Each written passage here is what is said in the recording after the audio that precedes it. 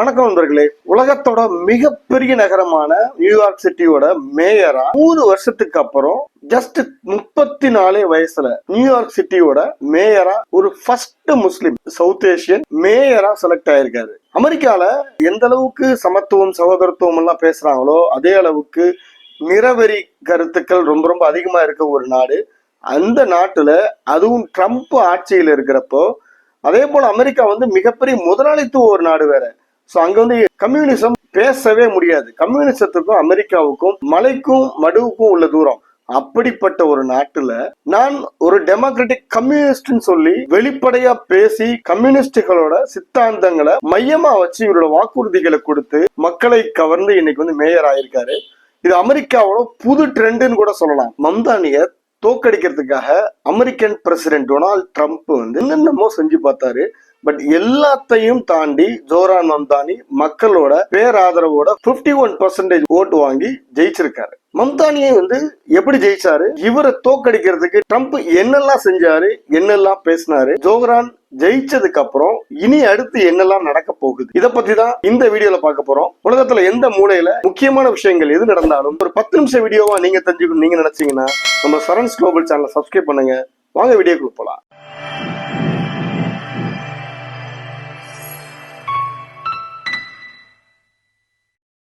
இந்தியரா நாமெல்லாம் பெருமைப்பட வேண்டிய விஷயம் என்னன்னு கேட்டீங்கன்னா, ஜோரான் மம்தானி ஒரு இந்திய வம்சாவளியை சேர்ந்தவர். ஜோரான் மம்தானியோட அம்மா மீரா நாயர் இந்தியால ஒரு மிக பிரபலமான ஒரு டைரக்டர். சலாம் பாம்பே, மான்சூன் வெட்டிங் போன் இந்த மாதிரியான ரொம்ப ஃபேமஸான படங்களை எடுத்திருக்காங்க. மீரா நாயர் பிறந்தது ஒடிசா. ஜோரான் மம்தானியோட ஃபாதர், அவங்க அப்பா ஒரு குஜராத்தி ஆக்சுவலா. ஸோ ஒரு அப்பா அம்மா 2 பேருமே இந்தியன்ஸ் தான். இவங்க 2 பேரும் மேரேஜ் பண்ணிக்கிட்டு உகாண்டால ஒர்க் பண்ணிக்கிட்டு இருந்தப்போதான் ஜோரான் மம்தானி பிறந்திருக்காரு. ஜோரான் மம்தானி 7 வயசா இருந்தப்போ அவங்க பெற்றோரோட சேர்ந்து அமெரிக்கா வந்திருக்காரு. அதுக்கப்புறம் அவர் வாழ்ந்தது எல்லாமே அமெரிக்கா, படிச்சது எல்லாமே அமெரிக்கா தான். சோ இதுதான் அவரோட சுருக்கமான வரலாறு. ஜோரான் மம்தானி ஜெயிச்சத டொனால்ட் ட்ரம்போட மிகப்பெரிய தோல்வின்னு சொல்றீங்களே, அது எப்படின்னு தானே கேக்குறீங்க. ஆக்சுவலா அமெரிக்கால 2 பார்ட்டி இருக்கு. ஒன்னு ரிப்பப்ளிகன், இன்னொன்னு டெமோக்ராட்டிக். ரிப்பப்ளிகன்றது டொனால்ட் ட்ரம்ப் ரிப்பப்ளிகன் பார்ட்டியை சேர்ந்தவர். அவரோட ஆப்போசிட் சைட்ல இருக்கிறவங்க democratic party. New York mayor election announce பண்றதுக்கு முன்னாடி ஃபர்ஸ்ட் டெமோக்ராட்டிக் கட்சிக்குள்ளேயே ஒரு போட்டி நடக்கும். யாரு நியூயார்க் மேயர் எலெக்ஷனுக்கு நிக்கிறது அந்த கட்சி சார்பா. அதே மாதிரி ரிப்பப்ளிக் கட்சியிலும் இதே மாதிரி ஒரு போட்டி நடக்கும். அந்த மாதிரி டெமோக்ராட்டிக் பார்ட்டியில கட்சிக்குள்ள நடந்த உட்கட்சி தேர்தல்ல ஜோரான் மம்தானி இவருக்கு முன்னாடி இருந்தவரை விட ஜெயிச்சு டெமோக்ராட்டிக் கட்சி சார்பா ஜோரான் மம்தானி தான் போட்டியிடுறதுன்னு முடிவாச்சு. அதே மாதிரி ரிப்பப்ளிக் கட்சியான டொனால்ட் ட்ரம்போட கட்சியிலையும் ஒருத்தர் ஜோரான் மம்தானி எதிர்த்து நிப்பாட்டுறாங்க. அவரோட பேரு கர்டிஸ் சில்வா. இதுல முக்கியமான திருப்பம் என்னன்னு கேட்டீங்கன்னா, டெமோக்ராட்டிக் கட்சிக்குள்ள ஜோரான் மம்தானியை எதிர்த்து ஒருத்தர் போட்டிட்டார் இல்லையா, யார் போட்டிடுறதுன்னு சொல்லி போட்டியிட்டு தோத்து போன ஆண்ட்ரூ கியூமோவும் ஜோரான் மம்தானியோட கட்சியை சேர்ந்தவர் தான். ஜோரான் மம்தானி கூட நடந்த எலெக்ஷன் தோத்து போயிட்டதுனால சோ மம்தானியை ஜெயிக்க விடக்கூடாதுங்கிறதுக்காக, ஓட்டை பிரிக்கிறதுக்காக டெமோக்ராட்டிக் கட்சியிலேருந்து சேர்ந்து 2 பேர் நிக்கிறாங்க. அதாவது ஜோரான் மம்தானியை எதிர்த்து அவரோட கட்சியை சேர்ந்த ஒருத்தர் நிக்கிறாரு. அவரோட பேர் தான் ஆண்ட்ரூ கியூமோ. இதுல ட்ரம்ப் என்ன பண்ணாருன்னா, ட்ரம்போட கட்சியான டெமோக்ராட்டிக் கட்சியை சேர்ந்த கர்டிஸ் சில்வா தோத்து போனாலும் பரவாயில்லைன்னு சொல்லிட்டு மம்தானி எப்படியா ஜெயிக்க கூடாதுங்கிறதுக்காக மம்தானியை கட்சியை சேர்ந்த இன்னொருத்தர் மம்தானிக்கு எதிராக நிக்கிறாரு இல்லையா, அவருக்கு ஓட்டு போடுங்கன்னு சொல்லி பிரச்சாரம் பண்ணாரு. மம்தானியை எப்படியாவது தோக்கடிக்கணும்னு சொல்லி ட்ரம்ப் செஞ்ச சதி வேலைகள்லாம் நம்ம இந்திய அரசியல்வாதிகளே தூக்கி சாப்பிடுற அளவுக்கு பண்ணியிருப்பாரு ட்ரம்ப். பட் என்ன சதி வேலை பண்ணாலும் கடைசியில மம்தானி தான் ஜெயிச்சாரு. மம்தானியை பத்தி டொனால்ட் ட்ரம்ப் என்ன பேசுனான்னு கேட்டீங்கன்னா ஷாக் ஆயிருவீங்க. இவர் ஒரு கம்யூனிஸ்ட் பைத்தியம்னு சொன்னாரு. மம்தானி மட்டும் ஜெயிச்சு தப்பி தவறியாவது நியூயார்க் நகரத்தோட மேயரா வந்துட்டாருன்னா நியூயார்க் நகரம் அழிய போகுதுன்னு சொல்ல ஆரம்பிச்சிட்டாரு. மெயினா ட்ரம்போட பிரச்சனை என்னன்னா, ஜோரான் மம்தானி ஒரு கம்யூனிஸ்ட், ஒரு முஸ்லீம்ன்றதான் பெரிய பிரச்சனை அவர் கண்ணை உறுத்தி இருக்கு. சோ எங்க இருந்து பிழைக்க வந்த ஒரு ஆளு நியூயார்க் நகரத்தோட மேயர் ஆகிறதா அப்படின்ற மாதிரி ஒரு வெறுப்பும் மிகப்பெரிய முதலாளித்துவ நாடான அமெரிக்கர்களோட ஒரு சிலர் மத்தியில் இருந்துச்சு. கடைசி கட்டமா ட்ரம்ப் ஒரு ஆயுதத்தை எடுத்தாரு.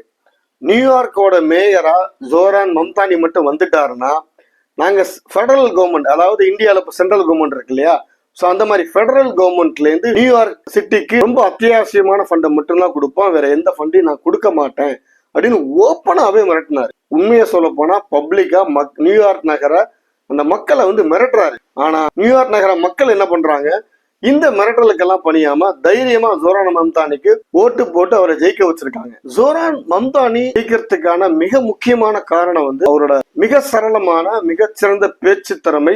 அது மட்டும் இல்லாம அவர் கொடுத்த வாக்குறுதிகள். அப்படி அவர் கொடுத்த அந்த வாக்குறுதிகள் என்னன்னு கேட்டீங்கன்னா, முதல் விஷயம், நியூயார்க் நகரத்தை பொறுத்த வரைக்கும் மிகப்பெரிய ஒரு விஷயமா இருக்கிறது, ஒவ்வொரு வருஷமும் 20% வந்து வாடகை வந்து உயர்ந்துகிட்டே இருக்குது.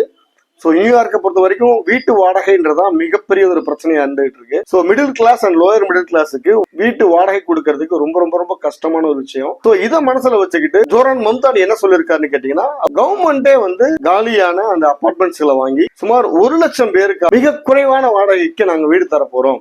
இனி வீட்டு வாடகை அரசாங்கமே நிர்ணயிக்கும்.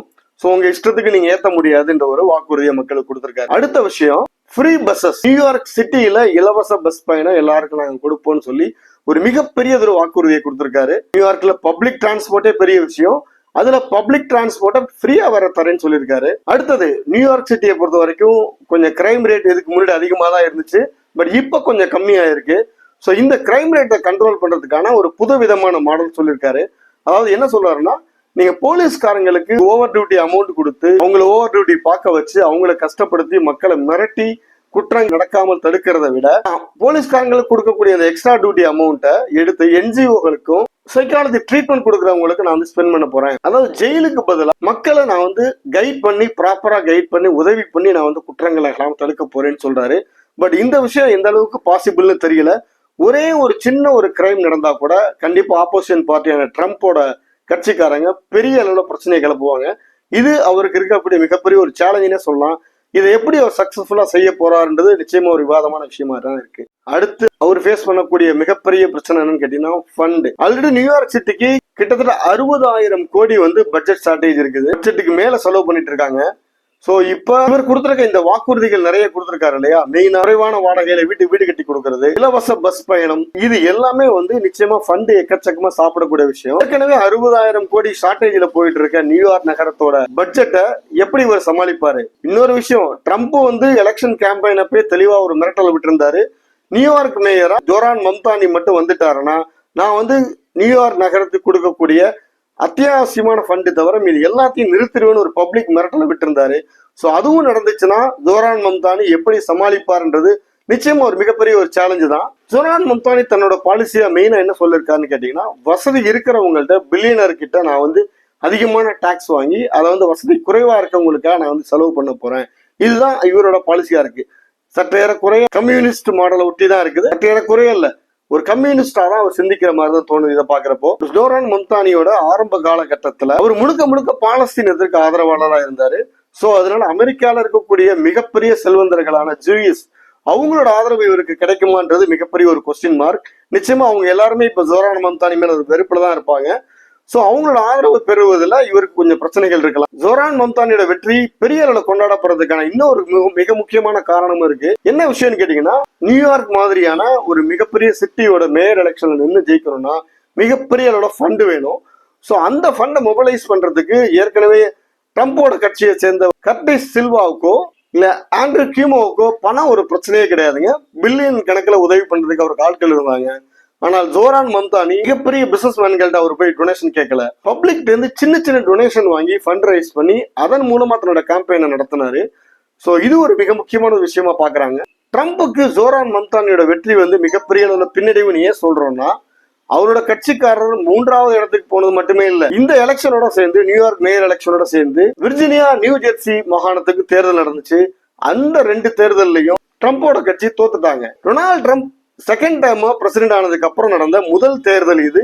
இந்த தேர்தலோட ரிசல்ட் வந்து டொனால்ட் ட்ரம்ப்புக்கு மிகப்பெரிய அளவு தோல்வியா நடந்திருக்கு. ட்ரம்போட வீழ்ச்சியோட ஆரம்பமா இது இருக்குமோன்றது நிறைய பேருக்கு சந்தேகமா இருக்கு. ஒட்டுமொத்தத்துல ஜோரான் மம்தானி இதுவரைக்கும் கொடுத்திருக்க வாக்குறுதிகள்ல பாதியை வந்து கம்ப்ளீட் பண்ணாலே போதும். அவரு அடுத்த அமெரிக்காவோட வைஸ் பிரசிடென்ட் எலெக்ஷனுக்கு நீக்கலாம். அதுக்கடுத்து அமெரிக்காவோட பிரசிடென்ட் ஆகிறதுக்கு கூட எல்லா தகுதியுமே இருக்குது. என்ன காரணம்னா, நியூயார்க் மேயரா நின்று எலெக்ட் ஆன எல்லாருமே அடுத்து ஜனாதிபதி எலெக்ஷன்லயும் அவங்க வந்து போட்டி போட்டிருக்காங்க. இதுதான் வரலாறு.